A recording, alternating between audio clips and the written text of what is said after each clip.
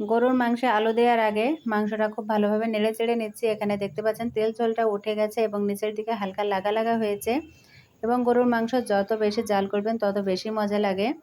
এখন আলুগুলো আমি একে একে দিয়ে দিচ্ছি এবং এখানে আলুর পরিমাণটা একটু বেশি আছে, কেননা আমার হাজব্যান্ড আলুটা অনেক পছন্দ করে। প্রত্যেক সাজে তার আলু হলে ভালো হয়। তো আলু খাচ্ছে এবং আলুর মতো সে ফুলছে।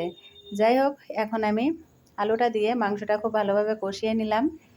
খুব ভালোভাবে যখন কষানো হয়ে যাবে সেই মুহূর্তেই ঝোলের পানিটা দিয়ে দেব। তবে এখানে আমি 1 মিনিটের মতো ভালোভাবে নেড়েচেড়ে নিয়েছি। এখন আমি ঝোলের পানিটা দিয়ে দিচ্ছি।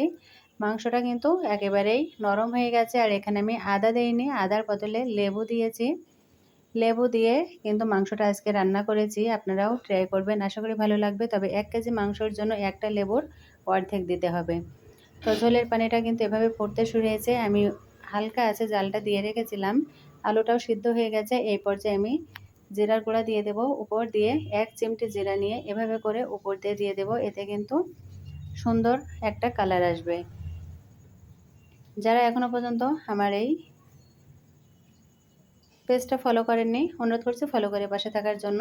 ভালো থাকবেন, সুস্থ থাকবেন। আসসালামু আলাইকুম। আল্লাহ হাফেজ।